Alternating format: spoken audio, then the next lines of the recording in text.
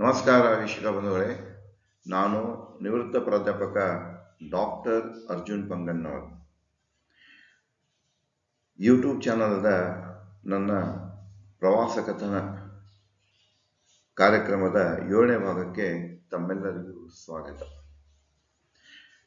ಹಿಂದಿನ ಭಾಗದಲ್ಲಿ ಅಂದರೆ ನಾನು ಥೈಲ್ಯಾಂಡ್ ಪ್ರವಾಸದಲ್ಲಿದ್ದಾಗ ಮುಂಜಾನೆ ಸಮಯದಲ್ಲಿ ನಾವು ಅಲ್ಲೇ ಸಮೀಪಿದ್ದಂಥ ಕೋರಲ್ ಐಲ್ಯಾಂಡಿಗೆ ಭೇಟಿ ಕೊಟ್ಟು ಅಲ್ಲೇ ನಮ್ಮಂತಹ ಪ್ರವಾಸಿಗರಿಗೆ ಇದ್ದಂತಹ ಮನೋರಂಜನೆ ಕಾರ್ಯಕ್ರಮಗಳನ್ನು ಆಸ್ವಾದಿಸಿ ಮತ್ತೆ ಪುನಃ ಮಧ್ಯಾಹ್ನ ನಮ್ಮ ಇಳ್ಕೊಂಡಂತಹ ಹೋಟೆಲಿಗೆ ಬಂದೆವು. ಒಂದು ಹೋಟೆಲ್ದಲ್ಲಿ ಲಂಚ್ ಇತ್ತು. ನಾವು ಬಂದು ತಯಾರಾದೇವೆ. ಯಾಕಂದರೆ ಅಲ್ಲೆಲ್ಲ ಸಮುದ್ರದಿಂದ ಕೆಲವೊಂದು ಜನ ಬಟ್ಟೆಗಳನ್ನೆಲ್ಲ ತೊಯ್ದಿದ್ದು. ಬಂದು ಜಳಕ ಮಾಡಿ ಬಟ್ಟೆ ಬಂದು ಮಾಡ್ಕೊಳ್ಳೋಕೆ ಒಂದು ಸಮಯ ನಿಂತು ಮತ್ತು ಊಟ ಅಲ್ಲಿ ಮಾಡಿಕೊಂಡು ಮಧ್ಯಾಹ್ನದ ಸೆಷನ್ಗೆ ರೆಡಿಯಾಗಿ ನಿಲ್ಲಬೇಕಾಗಿತ್ತು. ನನಗೆ ಮುಂಜಾನೆ ವೇಳೆದಾಗ ಏನಾಗಿತ್ತು ಅಂದರೆ, ನನಗೇನು ಕಳೆದ 2 ದಿವಸದಿಂದ ಸ್ವಲ್ಪ ಜ್ವರ ಬರ್ತಾ ಇದ್ದೀವ ಮತ್ತು ಥ್ರೋಟ್ ನೋವ್ತಾ ಇತ್ತು ಗಂಟೆ. ನಾನು ನೇರವಾಗಿ ಸುಮಾರು ಹೋಟೆಲ್ ಬಿಡೋ ಪೂರ್ವದಿಂದ 9ಕ್ಕಿಂತ ಮೊದಲು ನಮ್ಮ ಇಲ್ಲಿ ಗೋಕಾಕದಲ್ಲಿರುವಂಥ ನಮ್ಮ ಡಾಕ್ಟ್ರಿಗೆ ಫೋನ್ ಮಾಡಿ ಕೇಳಿದ್ದೆ. ಅವರು ಅಜಿಥ್ರೊಮೈಸಿನ್ ಸಿಕ್ಕರೆ ತಗೊಳ್ರಿ ಅಂತ ಹೇಳಿದರು. ನಂತರ ಈಗ ನಾವು ಮಧ್ಯಾಹ್ನ ಏನು ಬಂದೇವಲ್ಲ ಊಟ ಸಮಯಕ್ಕೆ, ನಮ್ಮ ಗುಂಪಿನಲ್ಲಿ ಒಬ್ಬರು ಡಾಕ್ಟ್ರ್ ಇದ್ದರು, MD ಇದ್ದರು, ವೈದ್ಯ, ಹೆಣ್ಮಗಳು ಲೇಡಿ ಡಾಕ್ಟ್ರ್ ಇದ್ದರು. ಮುಂದೆ ನಾನೇನು ಮಾಡಿದೆ ಅಂದರೆ, ಏನು ಊಟಕ್ಕೆ ಬಂದಿದ್ದಲ್ಲ ಅವರೆಲ್ಲ ಊಟಕ್ಕೆ ಬಂದಿದ್ದರು. ಊಟ ಅಂಶ ಹೋಗೋ ಕಾಲಕ್ಕೆ ಅವರಿಗೆ ನಾನು ಸಂಪರ್ಕ ಮಾಡಿದೆ. ಇಲ್ಲ ನೋಡೋಣ, ಈಗ ನನಗೆ ಥ್ರೋಟ್ ನೋವ್ತಾ ಇದೆ. ಮುಂದೆ ನಮ್ಮ ಡಾಕ್ಟರ್ ಕೇಳಿದಾಗ ಅವರು ಅಜಿಥ್ರೊಮೈಸಿನ್ ಅಂತ ಹೇಳಿದರು. ಮುಂದೆ ನನಗೆ ಪ್ರಿಸ್ಕ್ರಿಪ್ಷನ್ ಕೊಟ್ಟಲ್ಲ, ಮೆಡಿಸಿನ್ ಅಂತ ಎಲ್ಲ ತೋರಿಸಿದೆ ನಾನು ಪ್ರಿಸ್ಕ್ರಿಪ್ಷನ್. ಅವರೆಲ್ಲ ನೋಡಿದ್ರು. ಮುಂದೆ ಅಜಿಥ್ರೊಮೈಸಿನ್ ನನ್ನ ಕಡೆ ಇಲ್ಲ ಸರ್, ಅದು ನನ್ನ ಕಡೆ ಒಂದು ಟ್ಯಾಬ್ಲೆಟ್ ಇದೆ, ಅದನ್ನು ತಗೊಳ್ಳಿ ಕಡಿಮೆ ಆಗ್ತಿದೆ ಅಂತ ಹೇಳಿ ಕೊಟ್ಟರು. ಮತ್ತು ನಮ್ಮಲ್ಲಿ ನಮ್ಮ ಡಾಕ್ಟರ್ ಹೇಳಿಲ್ಲ, ಟ್ಯಾಬ್ಲೆಟನ್ನು ಮುಂದುವರಿಸಲಿಕ್ಕೆ ಹೇಳಿದರು. ಥರ ರೂಮಿಗೆ ಬಂದು ಮೇಲೆ ಊಟ ಆಗಿತ್ತು, ಅದನ್ನು ಅವ್ರು ಕೊಟ್ಟಂಥ ಟ್ಯಾಬ್ಲೆಟ್ ತಗೊಂಡ ಮತ್ತು ತಯಾರಾಗಿ ಮಧ್ಯಾಹ್ನದ ಪ್ರವಾಸದ ಕಾರ್ಯಕ್ರಮಕ್ಕೆ ಬಂದೆವು. ಎಲ್ಲರೂ ಸೇರ್ಕೊಂಡು ಬಸ್ನಲ್ಲಿ ಕೂತಾಯಿತು. ಸುಮಾರು 2-2.5 ಗಂಟೆ ಆಗಿರಬೇಕು.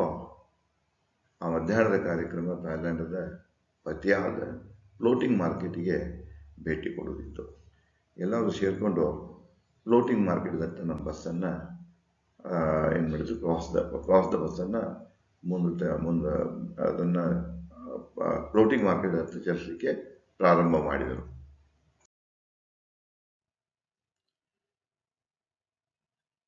ಒಂದು 15-20 ನಿಮಿಷ ಬಸ್ಸಿನಿಂದ ಪ್ರವಾಸ ಮಾಡಿಕೊಂಡು ನೇರವಾಗಿ ನಾವು ಪತಿಯಾ ಫ್ಲೋಟಿಂಗ್ ಮಾರ್ಕೆಟ್ ಸ್ಥಳಕ್ಕೆ ಬಂದೆವು. ಇದು ಅದರದ ಫ್ರಂಟದ ವ್ಯೂ ಇದೆ. ಒಂದು ಗ್ರೂಪ್ ಫೋಟೋನ ಎಲ್ಲರಿಗೂ ನಿಲ್ಲಿಸಿಕೊಂಡು 44 ಜನ, ನಾವು, ನಮ್ಮೊಬ್ಬ ಗೈಡ, ನಂತರ ನಮ್ಮ ಟೀಮ್ ಮ್ಯಾನೇಜರ್ ಸೇರಿಕೊಂಡು ಈ ಫೋಟೋವನ್ನು ಫ್ರಂಟ್ ವ್ಯೂದಲ್ಲಿ ನಾವು ಗ್ರೂಪ್ ಫೋಟೋನ ತೆಗೆದುಕೊಂಡು ಅದನ್ನು ತಮ್ಮೊಂದಿಗೆ ಇಲ್ಲಿ ಹಂಚಿಕೊಂಡಿರುವೆ. ಫ್ಲೋಟಿಂಗ್ ಮಾರ್ಕೆಟ್ ಎಂಟ್ರೆನ್ಸ್ ಟಿಕೆಟನ್ನು ಅವರೇ ನಮಗೆ Trinity international travels and tours and company ಇತ್ತಲ್ಲ, ಮ್ಯಾನೇಜರ್ ಅವರು ಪ್ರೊಸೀಜ್ ಮಾಡಿತ್ತು. ಮುಂದೆ ಎಲ್ಲರೂ ಸಾಲಾಗಿ ಫ್ಲೋಟಿಂಗ್ ಮಾರ್ಕೆಟ್ದ ಪ್ರವೇಶ ದ್ವಾರವನ್ನು ಪ್ರವೇಶಿಸಿದ್ರು. ನಾನು ನಮ್ಮ ಸ್ನೇಹಿತ ನಾಯಕರು ಸೇರಿಕೊಂಡು ಅದರ ಹಿಂದೆ ಫ್ಲೋಟಿಂಗ್ ಮಾರ್ಕೆಟ್ ಬರೆದಂತಹ ಪ್ಯಾನಲ್ ಮುಂದೆ ನಿಂತ್ಕೊಂಡು ದಾರಿಯಲ್ಲಿ ಅದನ್ನೊಂದು ಫೋಟೋವನ್ನು, ಒಂದು ಸವಿ ನೆನಪನ್ನು ಸೆರೆ ಹಿಡಿದೆವು ಕ್ಯಾಮ್ರಾದಲ್ಲಿ. ಮುಂದೆ ಒಳಗೆ ಪ್ರವೇಶ ಮಾಡಿದಾಗ ಅಲ್ಲಿ ಅವರ ರಾಜನ, ಇಲ್ಲಿ ನೋಡಿದ್ರೆ ಥೈಲ್ಯಾಂಡ್ ಏನಿಲ್ಲ, ಹಿಂದೂ ಇನ್ಫ್ಲೂಯೆನ್ಸ್ ಇದೆ.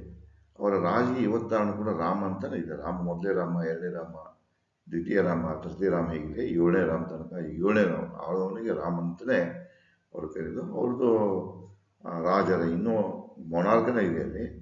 ಮುಂದೆ ಅದು ಫೋಟೋ ಇದೆ, ಅಲ್ಲಿ ನಿಂತ್ಕೊಂಡು ಮುಂದೆ ಅಲ್ಲೇ ಪ್ರವೇಶ ದ್ವಾರದಲ್ಲಿ ಇರಲಿದ್ದು ಅಲ್ಲಿ ನಾವು ನಿಂತ್ಕೊಂಡು ಈ ಫೋಟೋವನ್ನು ಕ್ಲಿಕ್ಕಿಸ್ಕೊಂಡೆವು.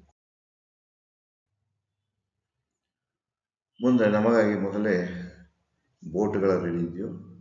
ಒಂದೊಂದು ಬೋಟ್ನಾಗ ಅಂದಾಜ ಅಂದರೆ 2 ವೋಟ್ ಮಾಡಿಬಿಟ್ರು. ನಾವು 4 ಮಂದಿ ಇರ್ತಲ್ಲ, 20, 21, 2 ವೋಟ್ ಮಾಡಿಕೊಂಡು ಬೋಟ್ನಲ್ಲಿ ನಮ್ಮನ್ನು ಏರ್ಲಿಕ್ಕೆ ಕಳಿಸಿದ್ರು. ನಾವು ಬೋಟ್ನಲ್ಲಿ ಕೂತೇವೆ.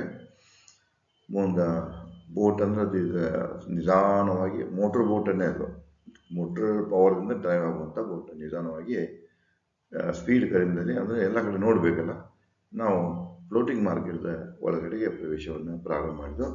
ಮತ್ತು ನಮ್ಮ ಸ್ನೇಹಿತ ನಾಯಕರು ಕೂಡಿಯಲ್ಲಿ ಜಾಲಿಯಾಗಿ ಏನಿದೆಪ್ಪ ನೋಡಬೇಕು, ಫಸ್ಟ್ ಟೈಮ್ ಇದು ನಾವು ಫ್ಲೋಟಿಂಗ್. ಯಾಕಂದರೆ ನಮಗೆ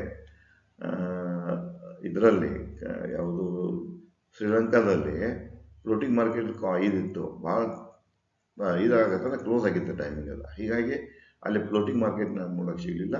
ಬಟ್ ಇಲ್ಲಿ ಎಕ್ಸ್ಕ್ಲೂಸಿವ್ಲಿ ನೂನ್ ಸೆಷನ್ ಫ್ಲೋಟಿಂಗ್ ಮಾರ್ಕೆಟ್ಗೆ ಇದ್ದಿದ್ದಕ್ಕಾಗಿ ನಮಗೆ ಇಲ್ಲಿ ಅದನ್ನು ನೋಡಲಿಕ್ಕೆ ಫ್ಲೋಟಿಂಗ್ ಮಾರ್ಕೆಟ್ ಹೇಗಿರ್ತದೆ, ಯಾಕಂದರೆ ನಾವು ಸಿನಿಮಾಗಳಲ್ಲಿ ಸೋಷಿಯಲ್ ಮೀಡಿಯಾಗಳಲ್ಲಿ ನೋಡ್ತಿದ್ದೆವು.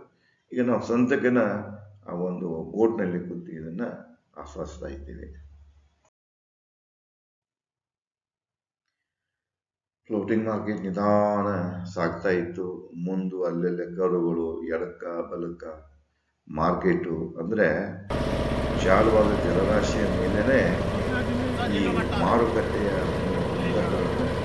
ಮುಂದಟ್ಟವನ್ನು ಕಟ್ತಾ ಇತ್ತು.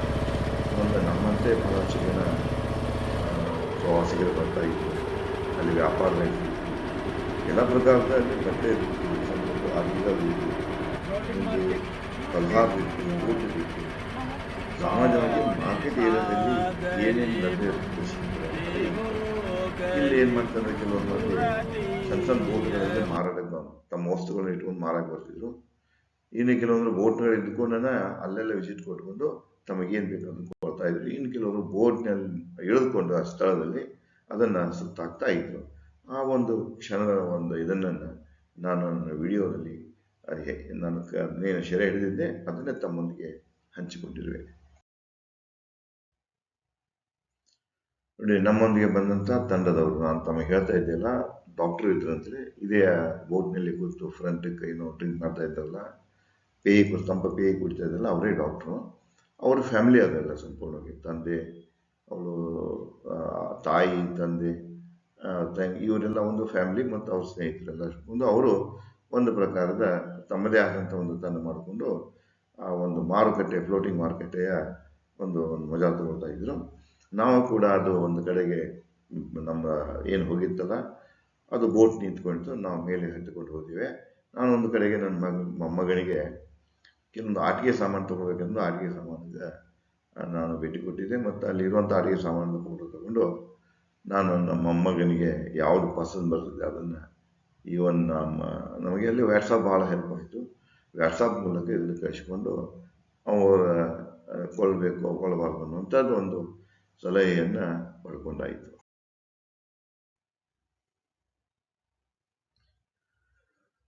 ಥಾಯ್ಲೆಂಡದ ಪತ್ಯಾ ಫ್ಲೋಟಿಂಗ್ ಮಾರ್ಕೆಟ್ನಲ್ಲಿ ನಮಗೆ ನಿಗದಿಪಡಿಸಿದ 1.5 ಗಂಟೆಯನ್ನು ಅಗದಿ ಮಜಾ ಮಾಡ್ತಾ ಕಳೆದಿವೆ. ಅಲ್ಲಿ ಇರುವಂತಹ ಎಲ್ಲ ಪ್ರಕಾರದ ಮಾರ್ಕೆಟ್ ಸ್ಟಾಲ್ಗಳನ್ನು ನೋಡಿದ್ದೇವೆ. ಒಂದೊಂದು ಕಡೆಗೆ ಫಲಹಾರ ಊಟದಿತ್ತು, ಒಂದೊಂದು ಕಡೆಗೆ ಬಟ್ಟೆಗಳ ಅಂಗಡಿಗಳಿತ್ತು, ಮತ್ತೊಂದು ಕಡೆಗೆ ಆಭರಣಗಳ ಅಂಗಡಿಗಳಿತ್ತು, ಇನ್ನೊಂದು ಕೆಲವೊಂದು ಕಡೆಗೆ ಆಟಿಕೆ ಸಾಮಾನುಗಳಿತ್ತು. ಹೀಗೆ ಈ ಮಾರ್ಕೆಟ್ನಲ್ಲಿರುವಂಥ ಎಲ್ಲ ಪ್ರಕಾರದ ವಸ್ತುಗಳ ಕ್ರಯ ವಿಕ್ರಯ ಚಟುವಟಿಕೆಗಳಲ್ಲಿ ನಡೀತಾ ಇದ್ದು, ವಸ್ತುಗಳು ನಮಗಲ್ಲೇ ಸಿಗ್ತಿದ್ದು. ನಾವೆಲ್ಲ ನೋಡಿಕೊಂಡು ನಮಗೆ ಬೇಕಾದದ್ದನ್ನು ಆದಷ್ಟು ಪ್ರಯತ್ನ ಮಾಡಿ ಬಾರ್ಗೇನ್ ಮಾಡ್ತಿದ್ದೇವೆ. ಮೈಂಡ್ನಾಗ ಮತ್ತು ಕ್ಯಾಲ್ಕುಲೇಷನ್ ಇರ್ತಿತ್ತು, ಇಂಡಿಯಾದಾಗ ಇದ್ರಲ್ಲಿ ಎಷ್ಟಿರ್ಬೋದು, ಇಲ್ಲಿ ಎಷ್ಟಿದೆ, ಇದೆಲ್ಲ ನೋಡಿಕೊಂಡು ನಮಗೆ ನಿಗದಿಪಡಿಸಿದ ಟೈಮ್ ಏನಾಯ್ತಂದ್ರೆ ಮುಗೀತದೆ. ನಾವು ಎಲ್ಲರೂ ಸೇರಿಕೊಂಡು ಮತ್ತು ಮಾರ್ಕೆಟ್ನಿಂದ ಹೊರಗಡೆ ಬಂದು ನಮಗೆ ಈಗ ಕಾದಿದ್ದ AC ಬಸ್ನಲ್ಲಿ ಕೂತ್ಕೊಂಡು ನಾವು ನಮ್ಮ ರಾಯಲ್ ಪ್ಲೇಸ್ ಏನು ಹೋಟೆಲ್ ಇತ್ತಲ್ಲ ಹೋಟೆಲಿಗೆ ಮಾಡಿದ್ವಿ. ಆದರೆ ರಾತ್ರಿ ಸೆಷನ್ ಅಂದರೆ 6 ಗಂಟೆಯಿಂದ ಮುಂದೆ 7 ತನಕ ಮತ್ತೊಂದು ಸೆಷನ್ ಇತ್ತು. ಅದು ಏನಿತ್ತಂದ್ರೆ ವಾಲಂಟ್ರಿ ಇತ್ತದು, ಆಪ್ಷನ್ ಇತ್ತದು. ಯಾರಿಗೆ ಬಾಡಿ ಮಸಾಜ್ ಮಾಡಿಸ್ಕೋಬೇಕಾ ಅಥವಾ ಡ್ಯಾನ್ಸ್ಗಳನ್ನು ನೋಡ್ಬೇಕಂತಲ್ಲ, ಅವರು ತಮ್ಮ ಹೆಸರನ್ನು ನೋಂದಾಯಿಸ್ಕೊಂಡು ನಮ್ಮ ಕಡೆ ನೋಂದಾಯಿಸಿ, ನೀವಾಗೆ ಹೋಗಬೇಡಿ, ರಿಸ್ಕ್ ತಗೊಳ್ಬೇಡಿ, ನಿಮ್ಮನ್ನು ನಾವು ಕರ್ಕೊಂಡು ಹೋಗಿ ಭದ್ರತೆ ಅಂತ ತಂದು ನಿಮ್ಮ ಹೋಟೆಲ್ ಬಿಡ್ತೀವಿ ಅಂತ ಅವರು ಹೇಳಿದರು. ಆ ಪ್ರಕಾರ ಯಾರ್ಯಾರು ಆದಂಥ ತಮ್ಮ ಹೆಸರನ್ನು ಬರೆಸಿದ್ರಲ್ಲ ಅವರಿಗಾಗಿ ಅಲ್ಲಿ ಒಂದು ಪ್ರತ್ಯೇಕವಾದ ಕಾರನ್ನು ವ್ಯವಸ್ಥೆ ಮಾಡ್ಕೊಂಡು ಅವ್ರನ್ನ ಕರ್ಕೊಂಡು ಹೋದ್ರು. ಮುಂದೆ ಆ ಕಡೆಗೆ ಅವರೆಲ್ಲ ಮುಗಿಸ್ಕೊಂಡು ಬರ್ಬೇಕಾದ್ರೆ 7-7:30 ಗಂಟೆ ಆಗಿತ್ತು. ನಾವು ಈ ಕಡೆಗೆ ಏನು ಮಾಡಿದ್ವಿ ಅಂದ್ರೆ ಟೈಮ್ ಇತ್ತು ನಮಗೆ. ನಾವು ಮೇಲೆ ರೆಸ್ಟ್ ತಗೊಂಡ್ರೆ ಆತಂತ ಯಾಕಂದ್ರೆ ಮಾರನೇ ದಿವಸದ್ದು ದೀರ್ಘ ಪ್ರವಾಸ ಇತ್ತು. ಮ್ಯಾಗ ಕೂತ್ಕೊಂಡು ನಾವು ಸಮುದ್ರದ ವ್ಯೂವನ್ನು ನೋಡ್ತಾ ಇದ್ವಿ. ನಮ್ಮದು ಮೇಲಿನ ಮಹಡಿ ಇದ್ದಿದ್ದರಿಂದ ಅಲ್ಲೇ ಒಂದು 300 ಮೀಟರ್ದಲ್ಲಿ ಸಮುದ್ರದ ಇತ್ತಲ್ಲಿ, ಯಾವುದು ಬೇ ಆಫ್ ಥಾಯ್ಲೆಂಡ್. ಅದನ್ನು ನೋಡ್ತಾ ಅವತ್ತಿನ ನಾವು ಸಂಜೆಯನ್ನು ಕಳೆದ ಆಯಿತು. ಮತ್ತು ರಾತ್ರಿ ಎಂದಿನಂತೆ ಎಲ್ಲರೂ ಕೂಡಿ ಊಟಕ್ಕೆ ಹೋಗಿ ಅದೇ ಹೋಟೆಲ್ನಲ್ಲಿ ಊಟ ಇತ್ತು. ಊಟ ಮುಗಿಸ್ಕೊಂಡು ಮಾರನೇ ದಿವಸದ ಕಾರ್ಯಕ್ರಮ ಬಗ್ಗೆ ಮೊದಲೇ ಹೇಳಿದ್ರು. ಮಾರನೇ ದಿವಸ ಎದ್ದು ಇನ್ನುಳಿದ ಕೆಲವೊಂದು ಪ್ರೇಕ್ಷಣೀಯ ಸ್ಥಳಗಳನ್ನು ನೋಡಿಕೊಂಡು ಮಧ್ಯಾಹ್ನ ನಾವು ಇದಕ್ಕೂ ಅಲ್ಲಿಂದ ಪತಿಯಾದಿಂದ ಕೌಲಾಲಂಪುರ್, ಪಟಿಯಾದಿಂದ ಇದು ಬ್ಯಾಂಕಾಕ್ ದೂರ ಇದೆ. ಅದು ಹೇಳಿದ್ರೆ ನಿಮಗೆ 177 ಕಿಲೋಮೀಟರ್ ಪ್ರವಾಸ ಮಾಡ್ಕೊಂಡು ಹೋಗ್ಬೇಕು. 4-5 ತಾಸು ಜರ್ನಿ ಇದೆ. ಹಾದಿ ಹೋಗುವ ಮುಂದೆ ಎಲ್ಲ ನೋಡ್ಕೊಂತ ಹೋಗೋಣ. ರಾತ್ರಿ ಸುಮಾರು 9 ಸುಮಾರಿಗೆ ಪ್ಲೇನ್ ಇದೆ. ಅಲ್ಲಿ ಕೂತು 10-10:30 ಅಂದರೆ ನಾವು ರಾತ್ರಿ ಅದು 1-1.25 ಗಂಟೆದು ಇದೆ. ನಾವು ಎಲ್ಲಿ ಹೋಗ್ತೀವಿ ಅಂದರೆ ಯಾವುದು ಕಂಬೋಡಿಯಾ ಹೋಗ್ತೀವಿ. ಅದಕ್ಕೆ ನೀವೆಲ್ಲ ಸಿದ್ಧತೆ ಇರಬೇಕು, ಮುಂಜಾನೆ ಚೆಕ್ಔಟ್ ಮಾಡಬೇಕಂತ ಈ ವಿಷಯವನ್ನು ಹೇಳಿದರು. ಮತ್ತು ನಾವು ಅದೆಲ್ಲ ಸೇರಿಕೊಂಡು ಮುಂದಿನ ತಯಾರಿಗಾಗಿ ಅವತ್ತಿನ ರಾತ್ರಿಯನ್ನು ಹೋಟೆಲ್ನಲ್ಲಿ ಕಳೆದೆವು. ಮುಂದೆ ಆ ದಿನದ ಏನು ನಾವು ಮಾರ್ಕೆಟ್ನಲ್ಲಿ ಪಡೆದಂಥ ಆನಂದದ ಕ್ಷಣಗಳನ್ನು ತಾನು ಫೋಟೋ ಮತ್ತು ವಿಡಿಯೋ ಮೂಲಕ ತಮ್ಮೊಂದಿಗೆ ಹಂಚ್ಕೊಂಡಿರುವೆ. ತಮಗೆ ಲೈಕ್ ಬಂದಿರಬೇಕು. ದಯವಿಟ್ಟು ಈ ಚಾನಲನ್ನು ಲೈಕ್ ಮಾಡಿ, ಶೇರ್ ಮಾಡಿ, ಕಮೆಂಟ್ ಮಾಡಿ ಮತ್ತು ಸಬ್ಸ್ಕ್ರೈಬ್ ಮಾಡುವುದನ್ನು ಮರಿಬೇಡಿ. ಮಾರನೇ ದಿವಸ ಯಾವ್ಯಾವ ನಾವು ಪ್ರೇಕ್ಷಣೀಯ ಸ್ಥಳಗಳನ್ನು ನೋಡ್ತೇವೆ ಮತ್ತು ಏನೇನು ನಾವು ಆನಂದವನ್ನು ಅನುಭವಿಸ್ತೇವೆ ಅನ್ನೋದರ ಫೋಟೋಗಳ ಜೊತೆಗೆ ನಾನು ತಮಗೆ ಮುಂದಿನ ಸಂಚಿಕೆಯಲ್ಲಿ ಅವುಗಳನ್ನು ಹಂಚಿಕೊಳ್ಳುತ್ತೇನೆ. ಅಲ್ಲಿವರೆಗೆ ಧನ್ಯವಾದಗಳು. ಮತ್ತೆ ಸಿಗೋಣ. ಮತ್ತೆ